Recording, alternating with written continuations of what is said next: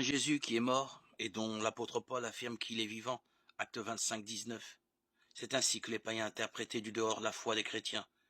Et c'est bien ainsi que, de fait, les apôtres communiquaient leur message tel que le livre des Actes nous le rapporte. Saint Paul ne craignait pas d'aborder par ce côté les esprits dilettantes et sceptiques d'Athènes, au risque de les heurter, en leur affirmant la résurrection. La foi de tout chrétien est évidemment liée à ce fait majeur. La rédemption ne s'est pas opérée par la seule mort du Christ. Celle-ci n'est effectivement rédemptrice que par la victoire du Christ sur la mort.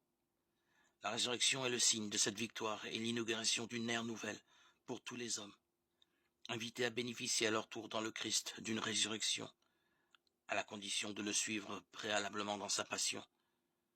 La théologie moderne, rejoignant en cela la théologie des pères, a donné à la résurrection une place de premier plan dans sa réflexion sur le mystère rédempteur. On se trouve là devant une surabondance de littérature, quelquefois aventureuse, et aussi en possession d'éléments précieux qui permettent de mieux pénétrer le mystère.